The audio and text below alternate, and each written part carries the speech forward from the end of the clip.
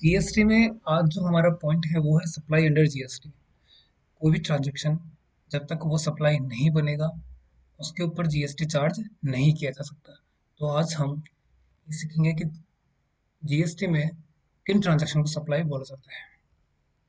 Supply होने के लिए तीन जो इंपॉर्टेंट एलिमेंट्स हैं वो है एक्टिविटी, बिजनेस और कंसिडरेशन। एक्टिविटी जैसे कि sale, exchange, transfer, barter, licence, rental, leasing, disposal, ये सारे इनको एक्टिविटी के अंदर रखा गया है। दूसरा, for the purpose of business और for the furtherance of business के लिए वो एक्टिविटी होनी चाहिए, और उस एक्टिविटी के बदले आपको कोई कंसिडरेशन मिलना चाहिए या आपके द्वारा कोई कंसिडरेशन दिया जाना चाहिए। अगर बिजनेस या कंसिडरेशन, इन दो एलिमेंट में से अगर कोई भी एक element, one element at a time अगर गायब भी रहता है तो भी सप्लाई मानी जाएगी, लेकिन उसमें कुछ ही ट्रांजैक्शन ऐसे नोटिफाई हैं जिनको आप सप्लाई बोलोगे। पहला, अगर बिजनेस जैसा एलिमेंट गायब रहता है तो वो है अगर आपने कोई इंपोर्ट ऑफ सर्विस किया है। इंपोर्ट ऑफ गुड्स नहीं, इंपोर्ट ऑफ अगर सर्विस किया है तो वहां पे अगर वो सर्विस आपने for the purpose of business मंगाया है, for the purpose of business है या नहीं है, उससे कोई फर्क नहीं पड़ता। यानी कि एक्टिविटी आपकी इंपोर्ट ऑफ सर्विस होनी चाहिए और कंसिडरेशन आपके द्वारा दिया जाना चाहिए। उससे कोई फर्क नहीं पड़ता कि आप उसको बिजनेस में यूज लेंगे या फिर नहीं लेंगे। दूसरा हमारा जो पॉइंट है, अगर कंसिडरेशन जैसा पॉइंट अगर गायब रहता है तो ऐसे कौन कौन से ट्रांजैक्शन है जहां पे अगर कंसिडरेशन नहीं भी दिया जाए तो भी इसको सप्लाई कंसिडर कर ली जाएगी। जैसे पहला जो पॉइंट है वो है सप्लाई बिटवीन रिलेटेड पार्टी और डीम्ड डिस्टिंक्ट पार्टी या फिर पर्सन। अगर कोई रिलेटेड पार्टी के बीच में अगर कोई सप्लाई होती है या फिर आपके डीम्ड डिस्टिंक्ट पर्सन या पार्टी के बीच में कोई सप्लाई हो रहा है, उसको बिना कंसिडरेशन के भी सप्लाई मान लिया जाएगा। और एक और चीज, अगर एम्प्लॉयर अपने एम्प्लॉय को अगर गिफ्ट देता है, of course without without consideration, तो वो भी सप्लाई मान लिया जाएगा। लेकिन वो जो गिफ्ट, ये जो परक्विजिट है, वो 50,000 रुपए से ऊपर का होना चाहिए। अगर 50,000 या उससे नीचे है तो उसको सप्लाई नहीं माना जाएगा। दूसरा, परमानेंट डिस्पोजल और ट्रांसफर ऑफ बिजनेस असेट। अगर आप बिजनेस असेट को परमानेंटली डिस्पोज ऑफ कर देते हैं या ट्रांसफर कर देते हैं तो वो भी सप्लाई मान ली जाएगी, अगर उस पर कोई कंसिडरेशन नहीं दिया गया है या नहीं लिया गया है तो। लेकिन इसमें एक कंडीशन जो इम्पोर्टेंटली ऐड की गई है वो ये है कि उस बिजनेस असेट पे आपने कोई ना कोई इनपुट लिया होगा। अगर लिया है तो ही उसको सप्लाई कंस्टिट्यूट किया जाएगा, अदरवाइज उसको भी सप्लाई कंस्टिट्यूट नहीं किया जाएगा।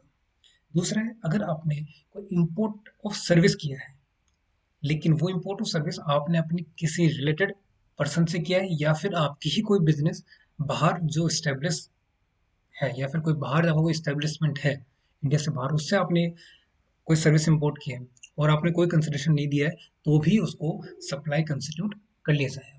फोर्थ पॉइंट है प्रिंसिपल टू एजेंट या फिर एजेंट टू प्रिंसिपल। अगर कोई सप्लाई होती है और बिना कंसिडरेशन की होती है तो भी उसको हम सप्लाई कंस्टिट्यूट कर दिया जाएगा, उसे सप्लाई मान लेंगे। फिर आता है negative list of supply, schedule 3। ऐसे कौन कौन सी सप्लाई हैं जो सप्लाई एक्चुअली में होती तो है लेकिन उनको स्पेशली यहाँ बाहर रखा गया है और उसे हम नेगेटिव लिस्ट ऑफ सप्लाई कहते हैं। एम्प्लॉय टू एम्प्लॉयर, अगर कोई एम्प्लॉय अपने एम्प्लॉयर को कोई सर्विस देता है तो उसे सप्लाई नहीं मानेंगे। सर्विस बाय कोर्ट और tribunal establish by any law. अगर किसी भी लॉ के अंदर कोई कोर्ट या ट्रिब्यूनल, इंपॉर्टेंट जो मार्क यहाँ पे करना है वही है एस्टेब्लिश्ड बाय एनी लॉ। अगर को लॉ, अगर कोई कोर्ट या ट्रिब्यूनल को यहाँ पर एस्टेब्लिश करता है तो उसको यहाँ पर उसके द्वारा दी गई सर्विस को यहाँ पर सप्लाई नहीं माना जाएगा।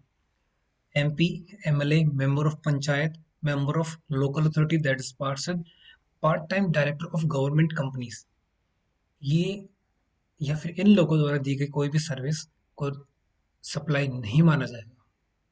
मोर्चरी या उससे रिलेटेड कोई भी सर्विस नहीं माना जाएगा। Sales of immovable property, immovable property द्वारा अगर आप उसको सेल कर देते हो, लेकिन इसके अंदर एक जो इम्पोर्टेंट जो पॉइंट है वो ये है कि वो इमूवेबल प्रॉपर्टी के कंप्लीट होने के बाद अगर आप सेल करते हो तो वो नेगेटिव लिस्ट ऑफ सप्लाई में आता है, अदरवाइज वो नेगेटिव लिस्ट ऑफ सप्लाई में नहीं आएगा। यहाँ ये बात इंपॉर्टेंट बिल्कुल है इसके अंदर।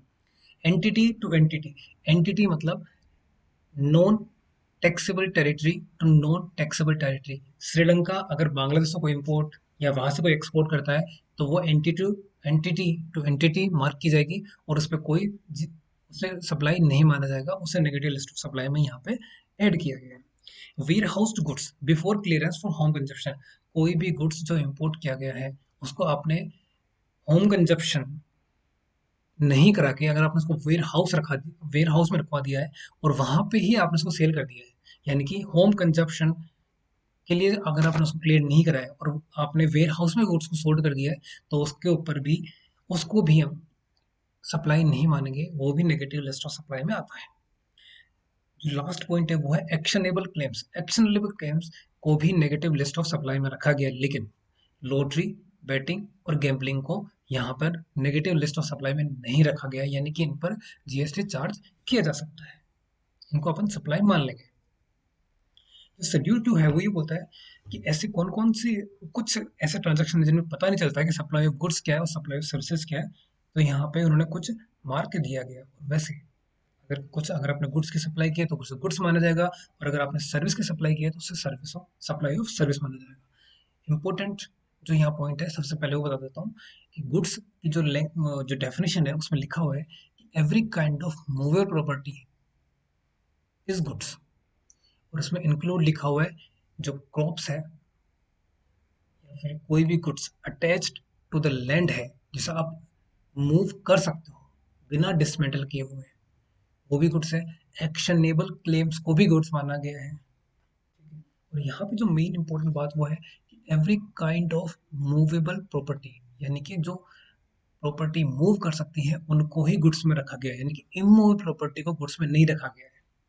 और जो सर्विस की जो डेफिनेशन है वो ये बोलती है कि एवरीथिंग अदर देन गुड्स, जो गुड्स नहीं है वो सर्विस है। लेकिन दो ऐसी जो अ, जिनको ना तो गुड्स बोला गया है ना कोई सर्विस बोला गया है, वो है मनी।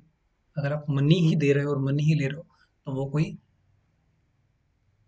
गुड्स नहीं किया, वो कोई सर्विस से नहीं मानेंगे। दूसरा सिक्योरिटी, हाँ, लेकिन अगर कोई इनमें ट्रांजेक्शन करता है जैसे कोई ब्रोकरेज फर्म है जैसे एडलवाइस है, अगर वो सिक्योरिटी के जैसे डिपॉजिटरी पार्टिसिपेंट जैसे कोई सो देता है या फिर ब्रोकरेज वगैरह की, उसमें आपको सेल या आपको जो प्लेटफॉर्म जो वो अवेलेबल कराता है उसके बदले अगर वो आपसे कोई कमीशन लेता है तो वो तो जीएसटी है। लेकिन सिक्योरिटीज है उसको ना तो गुड्स बोला गया है ना सर्विस बोला गया है। ठीक इसी प्रकार इस मनी के अंदर भी ऐसा ही है, मनी को भी ना तो गुड्स है ना कोई सर्विस है। हाँ, लेकिन अगर कोई इसमें मनी एक्सचेंजर के रूप में कोई काम करता है और कमीशन अगर आपसे चार्ज करता है तो उस कमीशन के ऊपर जीएसटी जरूर लग सकता है, उसको हम सर्विस के रूप में कंसिडर करेंगे। तो शेड्यूल 2 में क्या लिखा हुआ है, transaction considered as supply of goods और सप्लाई ऑफ सर्विसेज। ऐसे कौन कौन से ट्रांजेक्शन को सप्लाई ऑफ गुड्स और सप्लाई ऑफ सर्विस माना गया है। जो फर्स्ट पॉइंट है, अगर गुड्स का अगर आपने रिस्क एंड रिवॉर्ड्स यानी कि टाइटल अगर आपने ट्रांसफर कर दिया है तो उसे सप्लाई ऑफ गुड्स ही बोला जाएगा। लेकिन अगर आपने सिर्फ राइट टू यूज दिया है उस गुड्स का तो उसे सप्लाई ऑफ सर्विस माना जाएगा, मतलब अपने रिस्क एंड रिवॉर्ड्स यानी कि टाइटल उसको नहीं ट्रांसफर किया है। इमूवेबल प्रॉपर्टी के बारे में यहाँ पे जो दो पॉइंट लिखे हैं, एक तो थर्ड पॉइंट है और एक सेकंड लास्ट पॉइंट है। थर्ड पॉइंट में लिखा हुआ है कि अगर आपने transfer of title of immovable property, मैंने जैसे पहले बताया शेड्यूल 3 के अंदर जहाँ नेगेटिव लिस्ट ऑफ सप्लाई था, वहां पे अगर आपने एडवांस पेमेंट करके कोई इमूवेबल प्रॉपर्टी जो अभी तक कंप्लीट नहीं हुई है, अगर आपने उसके ऊपर एडवांस पेमेंट किया है तो वो सप्लाई में आएगी, उसे सप्लाई माना जाएगा और उसे सप्लाई ऑफ सर्विस मानेंगे। क्योंकि सप्लाई ऑफ गुड्स नहीं मान सकते, क्योंकि गुड्स की जो डेफिनेशन है वहाँ पे इमूवेबल प्रॉपर्टी को वैसे ही बाहर कर दिया गया है। जो डेफिनेशन है वो ये है every kind of movable property, तो वहाँ पे इमूवेबल प्रॉपर्टी की बात अपन कर नहीं सकते, तो उसलिए इसलिए वहाँ पे इसको सप्लाई ऑफ सर्विस बोला गया है। और जो सेकंड लास्ट पॉइंट है वो ये है रेंटिंग ऑफ इमूवेबल प्रॉपर्टी, अगर आप रेंटिंग करते हो तो भी से सप्लाई ऑफ सर्विस कहेंगे। हायर परचेज मतलब कि अगर आप कोई टीवी जैसे मान लें अपन, अगर उसको ईएमआई पे खरीदा है तो वो जब लास्ट पेमेंट उसको किया जाएगा तो वो टीवी का रिस्क एंड रिवॉर्ड्स यानी उसका टीवी का टाइटल आपको ट्रांसफर कर दिया जाएगा, तो यहाँ पे इसलिए इसको सप्लाई ऑफ गुड्स बोला गया है। ट्रांसफर ऑफ बिजनेस एसेट इसको भी सप्लाई ऑफ गुड्स बोला गया है। और वर्क कॉन्ट्रैक्ट सर्विस, जिसके अंदर गुड्स और सर्विस दोनों का कॉम्बिनेशन होता है, उसको हम सप्लाई ऑफ सर्विस कहते हैं। जो हमारा जो लास्ट पॉइंट है वो ये है आज का, taxability of composite and mixed supplies. सबसे पहले क्या होता है कंपोजिट सप्लाई और क्या होता है मिक्स सप्लाई। कंपोजिट सप्लाई का मतलब कि जिसमें एक प्रिंसिपल नेचर की सप्लाई हो और सप्लाई दो या दो से ज्यादा हो और वो सारी की सारी टैक्सेबल हो। दो या दो से ज्यादा टैक्सेबल सप्लाईज हो। तीसरा नेचुरली बंडल्ड होनी चाहिए, यानी कि P for principal, N for naturally bundle, T for two और मोर टैक्सेबल सप्लाईज अगर हैं, और इन सब का एक सिंगल प्राइस कोट किया हुआ है, तो उसे हम कंपोजिट सप्लाई बोलेंगे। अगर इन तीनों में से कोई भी, जैसे पी, एन और टी, अगर इन तीनों में से कोई भी एक एलिमेंट अगर गायब रहता है, यानी कि वो नेचुरली बंडल्ड नहीं है या फिर उससे कोई प्रिंसिपल नेचर की कोई सप्लाई नहीं है, तो उसे हम मिक्स्ड सप्लाई कहेंगे। ठीक है। कंपोजिट सप्लाई में जो टैक्स रेट रहेगी, वो जो प्रिंसिपल सप्लाई की जो टैक्स रेट रहेगी वही मानी जाएगी सबकी एक साथ, भले ही उसमें 0% रेट हो। और मिक्स सप्लाई में जो टैक्स रेट रहेगी, जिस टैक्सेबल सप्लाई की हाईएस्ट रेट जो रहेगी, उसी को ही उस पूरे बंडल की टैक्स रेट माननी चाहिए। फिर भले ही वो 40% या फिर 28% जो भी हो, वही मानी इसमें। आज का जो हमारा पॉइंट था वो इतना ही था। और आगे अगर आपको कुछ भी, किसी भी अगर टॉपिक पे कोई और वीडियो चाहिए, तो प्लीज़ कमेंट। Thank you.